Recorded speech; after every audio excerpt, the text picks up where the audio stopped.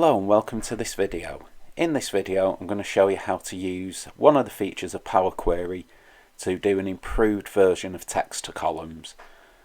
So with this data set that I've got here, you'll see that the export has combined together several bits of information. Now when I've shown this to delegates on courses, some of them have said, well, use text to columns. The problem that you have with text to columns is it only allows for a single delimiter. So let me demonstrate. If I go and select column A and I go to data, if I then go for text to columns, you'll see if I pick delimiter, my choices are tab, semicolon, comma, space or other. And if I try and put what I need here, which would be a space, then a slash, you'll see it's not allowing me to do so. So to get to PowerQuery, I've already gone to the data ribbon and you'll see this area called Get and Transform. Now if you're in Office 19 or Office 365, you'll find Get and Transform here, but if you're on the earlier versions of Excel, you may well find it where Queries and Connections is. Those two elements are swapped round.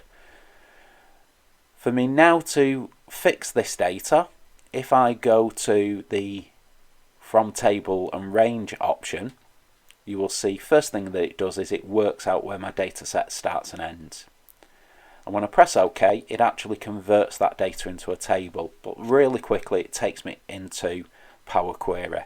So PowerQuery is a subject that I could spend hours on, but in this video I'm just going to focus on the fact of how I can clean this data up. On the Home ribbon within PowerQuery, you will see I've got this split option here. So if I go into the drop down, you'll see I've got a lot more options than I had with text to column. I have delimiter as I had with text to column, and I have number of characters. I've also got by position. I've got from lowercase to uppercase, uppercase to lowercase, from digits to non-digits, and from non-digits to digits.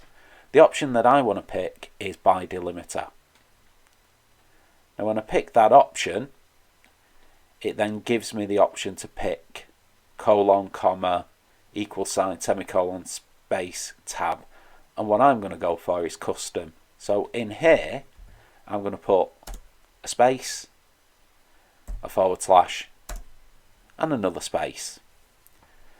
If I now press OK, you'll now notice that it splits that column into 3 columns. It keeps the name, it just calls them code 1, code 2, code 3. So code 1 is actually product, code 2 is order date, and code 3 is location. Now as I've been doing this, PowerQuery has been making some choices for me. Now a lot of people use macros to clean data. PowerQuery is a much better option in modern Excel, and I'll explain why. When you are doing a macro, if you make a mistake, you've got to go back and either edit the code yourselves or you've got to start again from scratch.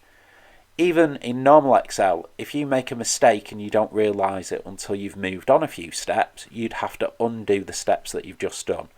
With PowerQuery, you have a selective undo. So this is the path that I've gone through from putting the data in through to getting what I've got here.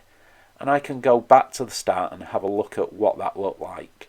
Now one of the things that PowerQuery has done is it made a choice as to what data type these columns were. You'll see that column is text, this column is number. It then split the columns, it then changed the format of the columns that have come out, it then allowed me to rename them. So in reality that first change type I don't need, so I can simply go back to it, use the crosshair, and I can get rid.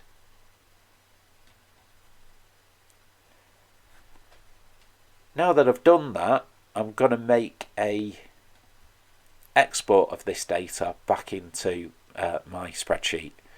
So if I go up to close and load, and I'm going to pick close and load 2, I'm going to choose that it's going to be a new table on a new worksheet. So in a moment it then exports my data into this new worksheet. Now what I'm going to do from this is I'm going to make a really quick and simple pivot table. So if I go to Insert, Pick Pivot Table, I'm going to put this pivot table on the same page as this data. So I'm just going to start in column G. I'll just close the Query and Connections window. So I'm going to put my products in column. I'm going to put the order date in row, and you'll notice it actually groups the order date. I've got month and order date. That's what's giving me the little expand and contract buttons. I don't need to see it down to the individual days, so I'm going to take order date out and I'm going to put sales amount in. So if I click away now, you can see April and May, you can see my products and my grand totals. Now the really cool feature with PowerQuery is, now that I've done that, if we come to a new export, so I've got some new data here, I'm actually going to select all of this. I'm going to copy that, and if I go back to my original data and I just get to the very end of it, because it's converted that data into a table, if I now paste that new data at the bottom, that has become part of that table. Now if I go to the worksheet where my export from PowerQuery has landed, it's still the same. But if I click into it and I go back to my data ribbon, add my queries and connections window, you'll see the 365 rows of data. If I press the refresh button, or right click, sorry, and do refresh, you will see that that now goes up to 481 rows.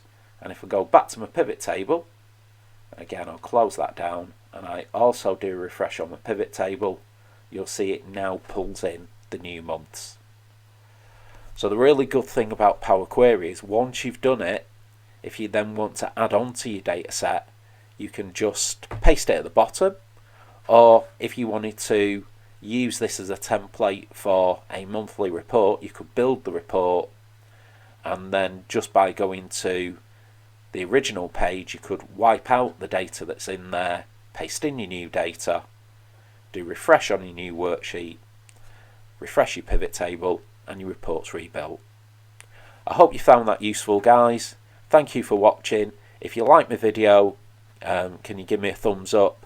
And if you want to see more of my videos, don't forget to press the subscribe button and press the bell notification, because I plan to put 2 videos out every week. Thank you for watching, and I'll see you in the next video.